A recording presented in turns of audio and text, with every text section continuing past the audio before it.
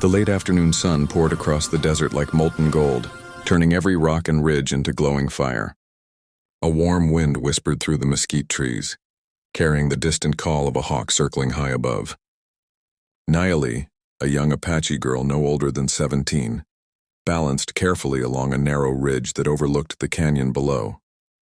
Her bare feet were dusty, her long black braid hung over her shoulder, and a woven basket full of herbs and wild roots rested in her hands. She had come here for sage and wild yarrow, plants her grandmother used to treat wounds and fever. The climb was dangerous, but Nayeli was sure-footed and brave. The land was her friend, the stones and winds familiar companions. Yet today, something felt different. The air carried tension, the stillness before a storm. She heard voices, rough, laughing voices, behind her. Turning quickly, she saw 3 white ranch hands making their way up the slope. They were drunk, swaggering, their hats tilted low and eyes mean. Nayeli stiffened. She'd seen men like them before, men who mocked her people, called them names, treated them as ghosts on their own land. "Well, look here," one of them jeered, pointing at her. "A little Apache bird gathering flowers. Maybe she'll sing us a song." Nayeli said nothing, clutching her basket tighter and stepping back. The ground beneath her heel was soft, the edge only inches away. The men laughed louder, circling closer. "Don't come near me," she said firmly, her voice shaking. But her warning only made them grin wider. "Oh, don't be shy, sweetheart," one mocked, reaching forward. And then, it happened. A sudden shove, a startled gasp, and the world spun. Nayeli's scream echoed through the canyon as she tumbled backward into open air. Rocks tore at her skin, dust blinded her eyes, and then came the sharp, horrifying snap, her leg shattering against a jagged stone. She hit the ground hard, pain exploding through her body. The world dimmed around her. Above, the men froze, faces pale with shock. Without a word, they turned and fled into the desert. Alone now, Nayeli tried to run, but agony pinned her down. Her leg twisted unnaturally, blood seeping into the dust. Tears welled in her eyes as the cold desert wind wrapped around her. Somewhere in the distance, a horse neighed, faint, but growing closer. The desert evening was turning purple as Eli Turner rode his horse along the narrow trail that wound between the cliffs. He was a tall, quiet cowboy, the kind who'd rather listen to the wind than talk too much. His chestnut mare, Ruby, trotted easily beneath him, her hooves crunching over gravel. Eli had spent the day rounding up stray cattle and was on his way back to his small ranch before nightfall. But then, something reached his ears. A sound carried on the wind. It was faint, soft, but unmistakable, a cry. At first he thought it was an animal, maybe a wounded coyote, but when it came again, trembling and human, his pulse quickened. He pulled the reins and stilled Ruby. "Easy, girl," he murmured. He listened again, scanning the ridge above. The cry came from somewhere down the slope.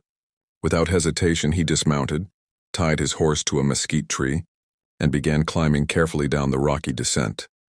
Loose stones slid under his boots as he moved, his hand brushing the earth for balance. And then, in a small clearing at the base of the ridge, he saw her. A young Apache girl, barely conscious, her dark hair tangled with dust and blood. Her leg was twisted at a terrible angle, her face pale as moonlight. The basket beside her was broken, its herbs scattered in the dirt. For a moment, Eli just stood there staring. She looked so small, so fragile, and so alone. When she opened her eyes and saw him, she gasped. "Stay away," she whispered weakly, trying to drag herself backward. Eli lifted his hands, voice calm and low. "It's all right, miss. I ain't gonna hurt you." He knelt beside her, assessing the injury. The leg was broken, bad. He tore a strip from his flannel shirt, using 2 pieces of wood to fashion a crude splint. She whimpered as he worked, but he spoke gently, steadying her breathing. "There now. Hold on. You'll be all right." Once the splint was set, Eli wrapped his coat around her shoulders, then lifted her into his arms. She was feather-light, trembling, her head resting against his chest. He carried her to Ruby, mounted carefully, and rode toward his cabin. The desert wind rose behind them, whispering like a prayer. Above, the stars began to bloom across the darkening sky, silent witnesses to the beginning of something neither of them yet understood. By the time Eli Turner reached his cabin, the desert night had grown cold and silent. The stars shimmered like silver dust scattered across a black sky, and the faint light of the moon guided his way. The cabin stood alone at the edge of a dry creek bed, a small, sturdy shelter of timber and stone. Smoke from the dying fire curled faintly through the chimney, the only sign of life for miles. Eli pushed the door open with his shoulder, carrying Nayeli inside. The room was warm, lit by the orange flicker of an oil lamp. He laid her gently on his bed, the only one in the house, and spread a clean blanket over her trembling frame. She looked around, disoriented, the smell of pine wood, tobacco, and leather surrounding her. Her face was pale with exhaustion, beads of sweat forming on her brow. Eli knelt beside her, his brow furrowed in concern. "You've lost a lot of blood," he murmured. "I'm going to fix your leg proper. It'll hurt some, but you'll be fine." Nayeli didn't speak. She simply nodded, eyes wide and wary. She had never been this close to a white man before, and she didn't know if she could trust him. Yet something in his tone, calm, steady, almost protective, made her stay still. Eli stoked the fire, boiled water, and mixed a poultice from the few herbs he kept, comfrey, arnica, and sage. He remembered his mother using them for horse injuries, but tonight, they'd have to do for a girl's shattered leg. As he worked, Nayeli watched him silently. His hands were rough and scarred, yet they moved with surprising gentleness.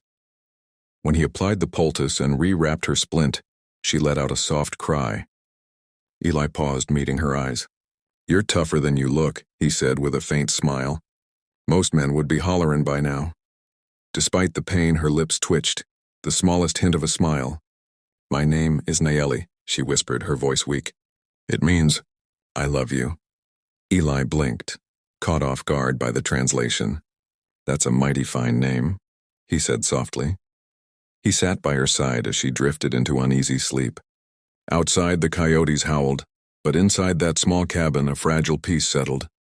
The beginning of something neither had expected. Trust born from kindness in a cruel world. Weeks passed. The days grew warmer and spring painted the desert in shades of gold and green. Nayeli healed slowly under Eli's care, her legs still stiff but strong enough to carry her weight again. Each morning she practiced walking outside the cabin, leaning on the wooden stick Eli had carved for her. The desert wind played with her hair, and though she limped, there was pride in every step she took. Eli watched from the porch, arms crossed, his hat tilted low to shield his eyes from the sun.